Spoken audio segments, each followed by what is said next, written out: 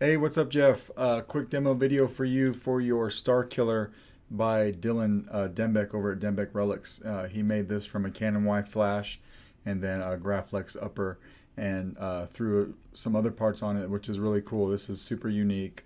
So much so that I asked him to commission me one and he refused because he didn't want to make another one. But this was lots of fun to install because Star Killers are my favorite, and as I understand it, this is your first one, so this is a hell of a Star Killer to start off with.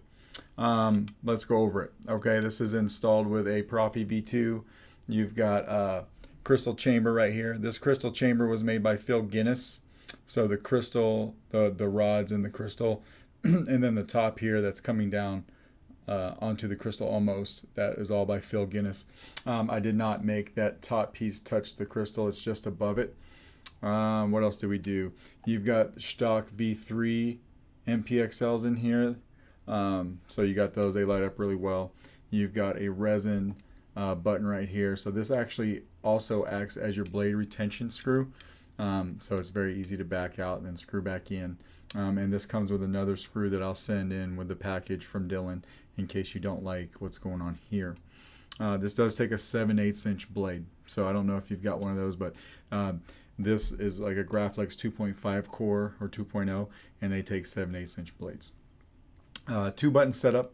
So I did do the Canon Y clamp switches underneath this guy. So your top switch is going to be your activation and your bottom switch is your auxiliary. And then to get to everything, we want to unscrew this handle. It gets a little tight at the end, or I guess here at the beginning when you're unscrewing it, but just work through that, it's fine. Everything's just a little tight. So we'll take this handle off, and then here's your chassis. I don't know if you're going to be able to see it very well on the video, but it does say Dembek Relics inside of all this stuff that I put here in the chassis. And then it does say Solo Sabers over here from me, just like I usually do. And then you got a Smuggler's Outpost emblem right here. Your Proffie board is just a press fit, so you can pop it up to do anything that you want to do to the config and then pop it back down. I would not suggest taking it all the way out of the chassis because I do make these extremely tight.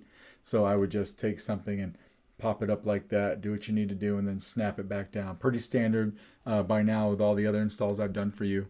And I try to do them consistently across the board. 28mm Smuggler's Outpost Elite speaker, and then you have removable battery. So spring side your negative over here. All right, we'll throw a battery in. I did put your config on here, and then a copy of your config file obviously is on the SD card.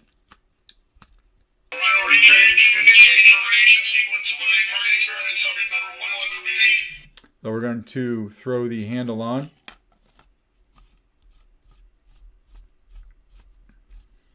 Screw this all the way on. Obviously you got two blade styles going on, so one for the crystal, and you've got that pulsing. So you made this config file. I just went through and made sure everything was kosher before I loaded it onto the board. So you have that pulsing. LEDs. Nice smooth swing. Auxiliary down here. Your crystal does react to the blaster bolts or blaster deflects. And you got twist off. Or you could just come over here and tap the top button and then tap it again and turn it off. Just like that. These are very low profile tactile switches. To make this work, this particular clamp setup, to make that work as an actual switch box, there's not a lot of room in there, man. I mean, I used the lowest profile brass tactiles that are made, really, so that I could sand down this card just enough to get it to slide on and it would stay on. There's enough friction force in there that where this card, it stays on. On past sabers that I've done that have had this style of clamp card, there's usually a little lever right here that swings around and holds this card in place, but this one does not have that.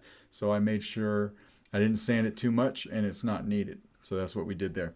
So let's, well, before I do that, I did want to show you the shine through on this because I thought it was pretty cool. I'm not for sure, but I had printed a couple of these for Dylan a couple months ago, and I think this is one of those. Printed some clear little button inserts. You can see that just added clear resin. So you get a nice shine through, which I thought was really cool. So we're going to loosen that up, and then we're going to put a blade in it. Get that out of the blade socket.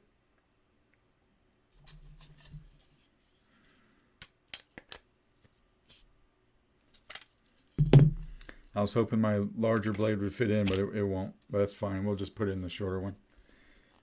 I've got 2 test blades for each size. I've got 2 7/8 inch and 2 1-inch blades.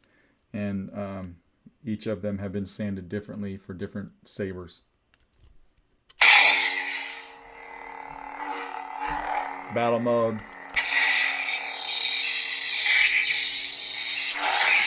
So because this is a short test blade and you've got this set up for a full-length blade, you're not going to see the blade lock up on the blade because it happens around the middle of the blade, which would be out here.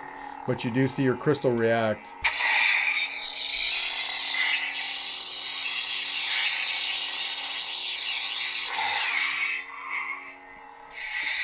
And then initially when I took these pictures and put them on Facebook, I had forgotten to put the brass mesh in there. So I rectified that, and that brass mesh is in there and secured, and it looks really cool. I wrote another sound font. You have earned the Mudhorn as your signet.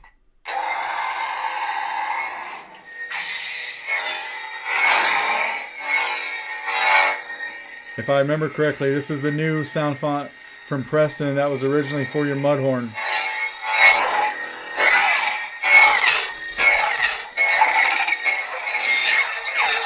This thing sounds really loud. It's got good resonance.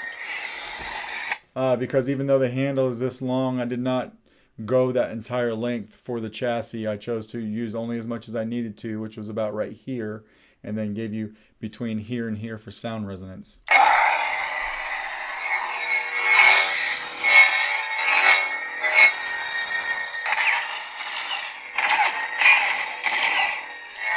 Even with a blade in, you still have shine through. So I made sure, obviously I went below this because it's your blade retention anyway. But yeah, I made sure to put that PCB low enough where even when you inserted the blade and turn it on, you'd get some shine through this eye.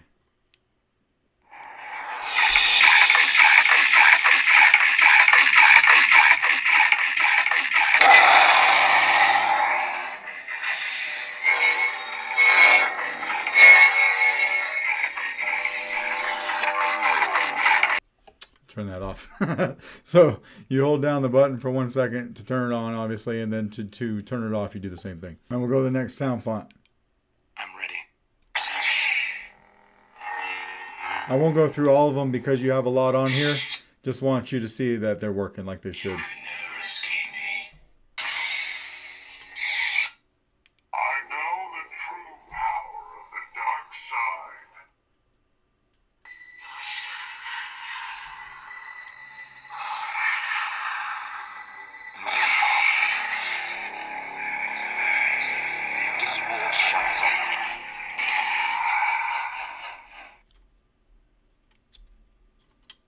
A Jedi uses the Force for knowledge and defense.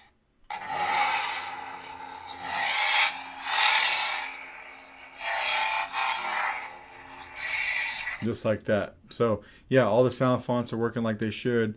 Cycled through them before I did this video just to make sure that everything was spelled correctly and we were good to go. So I just loosened that, took the blade out, and then I'll tighten this back all the way. And then come in here and just unscrew your handle again.